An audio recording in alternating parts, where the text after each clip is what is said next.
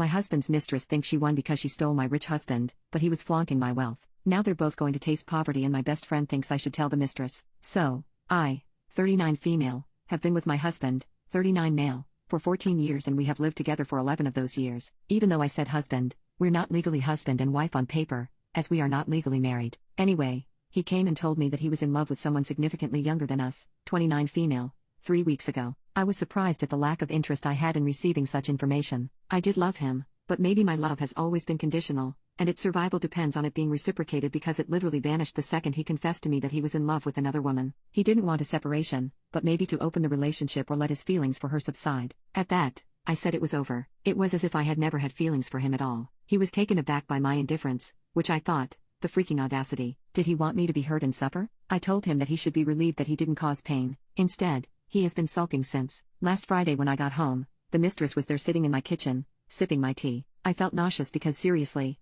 I told them that this wasn't civil at all and to never be in my home again, or I would call the cops. I went to my room and I heard her yelling at him for not standing up for her. Then I heard her say something very curious. Why haven't you kicked her out yet? He was trying to tell her to lower her voice, whispering, "Later, we can discuss this later." She left and he came to me apologizing. He said, "We didn't smash here. If this is what you are scared of." She just dropped by because I was working from home today. I told him that he had until the end of March to move out and to find somewhere to be during the weekends. This morning, I changed all the locks. From now on, he isn't allowed in my place during my working hours. So, if he starts later or finishes earlier, he needs to wait for me to come home and let him in. But his mistress's words stuck with me. So, during the weekend, I have been stalking her social media. I think she believes that he is rich, or at least that he owns my apartment. I think she also believes that my parents' summer house and boat are his. Unfortunately, the loser has taken her there, probably bragging about his wealth because her hashtags were all about the good life. I was telling my best friend, 39 female, all of this, but she was more agitated than indignant on my behalf. She told me that he was scum for not telling the mistress the truth,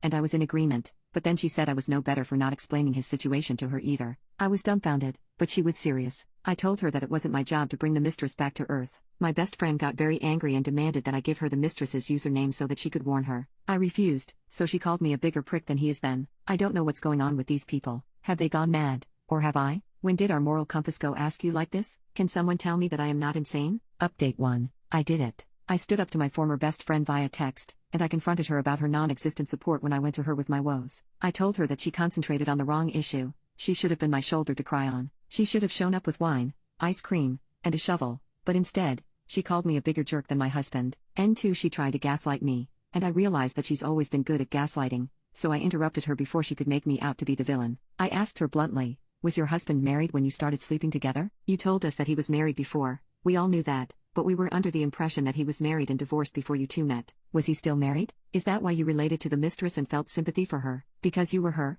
She didn't answer me until the next day, calling me a bitter and jealous bleep. This was the last one-on-one interaction with her I have decided. She's been my friend since preschool, but now we need to go our separate ways, not only to save us from future hurt, but also to save our memories together from pain. I talked to my husband too and asked him not to make the separation difficult and bitter, so it doesn't ruin all the happiness we felt being together. We cannot look back on a third of our lives with resentment. I asked him to accept my dad's offer. For context, he offered to help him find a lease on an apartment and pay half a year's rent if he moved out without giving me problems. When I got home, he and his clothes were gone. He left an apology letter saying that he will always love me and never meant to hurt me. So, I have finally been able to cry my eyes out, and it felt so good. I have been crying ever since I got home. I lost 2 of my closest people, but this is what happens when we face hardships. We see people's true faces. I don't know if anything major will happen to prompt more updates, but it is time for me to move on. Edit. Do not be mistaken. I'm not helping him out of kindness. I can't just kick the man out without a fight or a bribe. If I had started eviction proceedings, I would need at least 6 months to do so,